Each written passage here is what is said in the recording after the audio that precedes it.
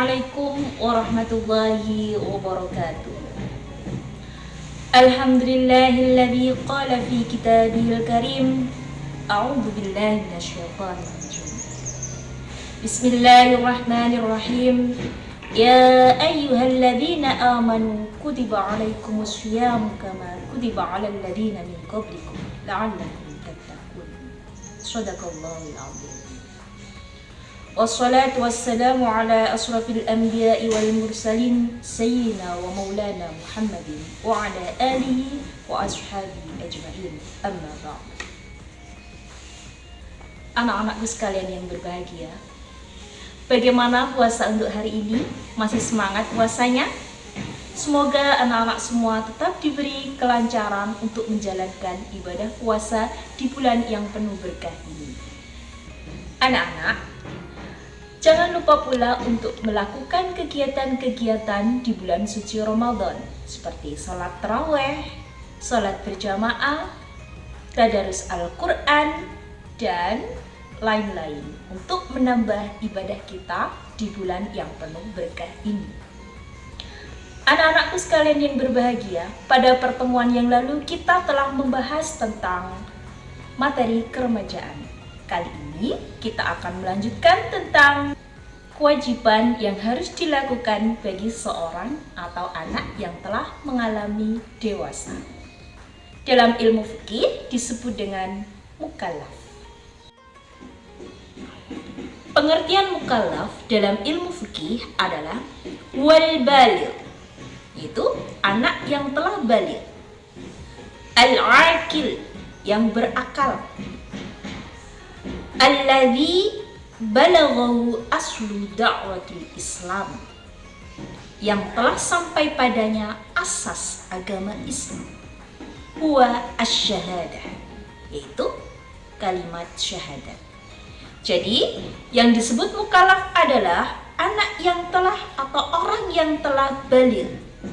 Baligh sebagaimana telah dijelaskan pada pertemuan kemarin, yaitu dengan 3 tanda atau salah satu 3 tanda. Yang pertama adalah menginjak usia 15 tahun, dan yang kedua telah mengalami ihtilam atau mimpi basah, dan yang ketiga haid bagi anak perempuan.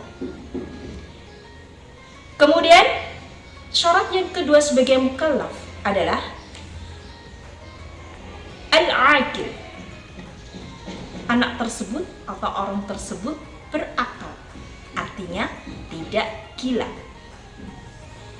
Dan yang ketiga, alladzi balaghahu aslu da'watul Islam, telah sampai padanya pokok ajaran agama Islam, yakni asy-syahadah, yaitu kalimat syahadah. Jadi ketika seorang anak baligh, kemudian berakal dan telah mengenal kalimat syahadat, maka anak tersebut telah dikatakan mukallaf. Jadi, jika seseorang telah memenuhi 3 syarat di atas, maka dia sah sebagai seorang mukallaf dan wajib menjalankan kewajiban-kewajiban sebagai mukallaf. Yang pertama yaitu memeluk ajaran agama Islam. Jadi jika ada seorang bayi yang lahir dari keluarga muslim, sudah barang tentu ia akan dikenalkan dengan kalimat syahadat. Ketika lahir, bayi akan diadzankan. Dalam kalimat adzan di situ ada yang namanya 2 kalimat syahadat. Berarti asas pokok ajaran Islam itu telah sampai padanya, hanya saja dia belum baligh.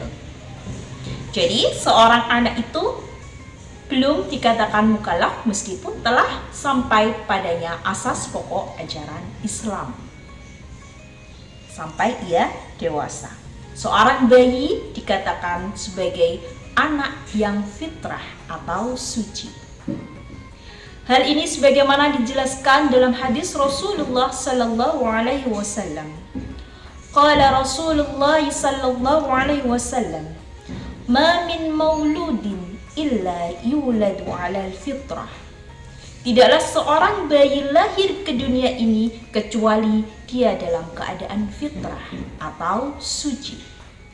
Fa'abawahu yuhawwidani, maka kedua orang tuanya lah yang menjadikan bayi itu menjadi seorang Yahudi.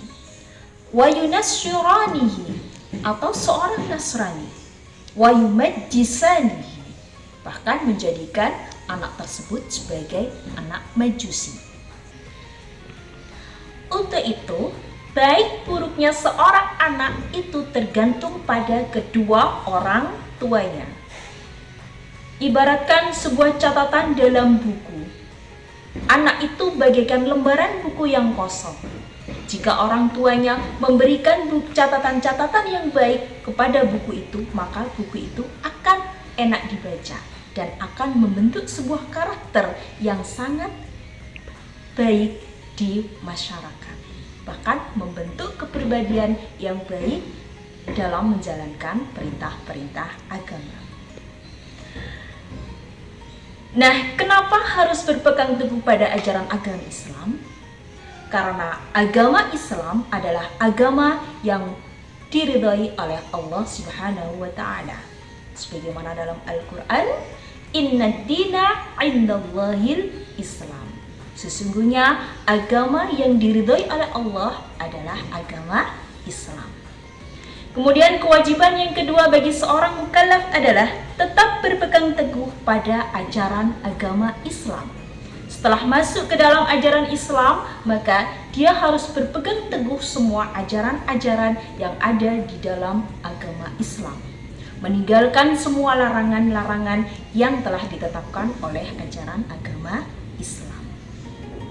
Dan yang ketiga, mengetahui dan menjalankan hukum-hukum ajaran agama Islam.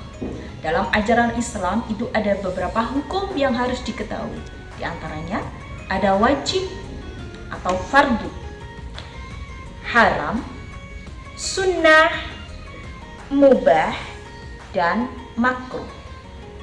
Nah, ini semua nanti akan kita bahas pada pertemuan selanjutnya. Baiklah, itulah tadi materi yang dapat Bu Hikmah sampaikan pada kegiatan Ramadan hari ini. Jangan lupa terus tingkatkan ibadah kita, fastabiqul khairat. Tetaplah berlomba-lomba dalam kebaikan di bulan yang penuh berkah ini. Semoga apa yang kita pelajari hari ini bermanfaat. Amin, amin, ya rabbal alamin. Wassalamualaikum warahmatullahi wabarakatuh.